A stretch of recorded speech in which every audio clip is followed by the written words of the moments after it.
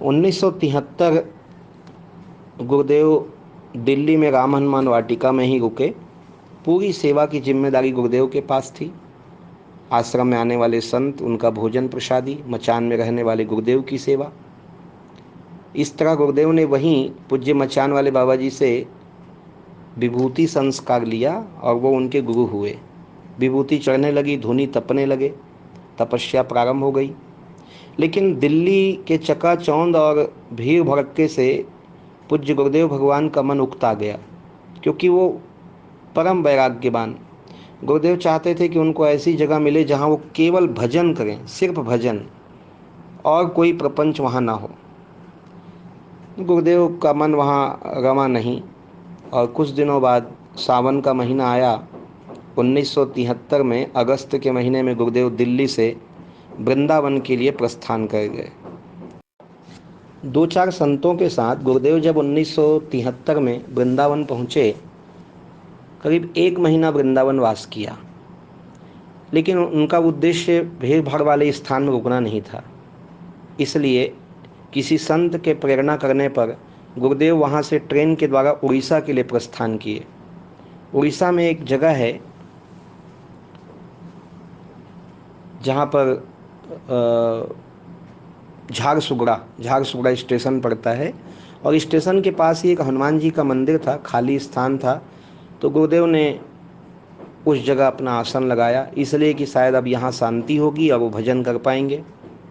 लेकिन चूंकि वो माइंस एरिया था, कोयले की खदान, और बहुत दूर दूर के लोग वहाँ रहते थे, तो सब आने लगे। धीरे धीरे वहाँ भी भीड़ होने लगी। लेकिन 1973 1974 गुरुदेव ने वहीं बिताया। 1975 में जनवरी फरवरी में गुरुदेव को एक पत्र प्राप्त हुआ, और पत्र में क्या था मैं फिर बताता हूँ आपको, क्योंकि उस समय फ़ोन मोबाइल का ज़माना नहीं था। गुरुदेव को पत्र प्राप्त हुआ।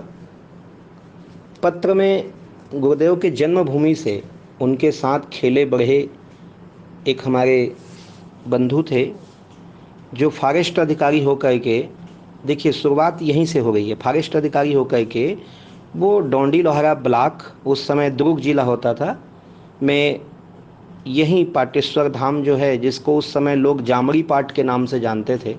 पहाड़ पे एक देवता का जगह था, जामड़ी पाट कहते थे लोग, और बैल वैल गुम जाए तो नारियल रख देते थे। और कुछ यहाँ के जो अंधविश्वासी बैगा है, वो लोग यहाँ मुर्गा बकरा भी काट के खाते थे, बलि देते थे। तो इसी जंगल में उनकी पोस्टिंग थी। उन्होंने गुरुदेव को पत्र लिखा कि आपके लिए बहुत ही अच्छा भजन के लायक स्थान है। वो एक लाइन गुरुदेव को प्रभावित कर गया। उनको लगा कि बस मेरी जगह मुझे बुला रही है, और गुरुदेव ने उस पत्र का पता लिया और ट्रेन में बैठ करके वो झारसुगड़ा से चल पड़े, आ गए दुर्ग। दुर्ग से पता किया तो दल्ली राजरा की एक छोटी ट्रेन चलती थी, तो गुरुदेव छोटी ट्रेन से दल्ली राजरा आए। दल्ली राजरा में उतरने के बाद उन्होंने पता किया कि इस जगह में जाना है मुझको, कोड़े कसा जाना है, खड़बत्तर जाना है। तो लोगों ने बताया कि उधर तो सड़क भी नहीं है ठीक से, गाड़ी तो बहुत दूर की बात है, बस वस तो है ही नहीं। तो गुरुदेव भगवान पैदल चल पड़े वहाँ से, और अद्भुत दृश्य था। तन में भभूति चढ़ी हुई, एक लंगोट शरीर पर, एक हाथ में कमंडल और चिमटा लिए हुए, गुरुदेव भगवान के बगल में एक छोटी सी झोली लटक रही थी। ऐसा अवधूत रूप, कहते हैं उस समय जो उनको देखता था तो गांव की खिड़की दरवाजे बंद हो जाते थे, लोग डर में, क्योंकि जंगली क्षेत्र, कभी साधु संत देखा नहीं लोगों ने।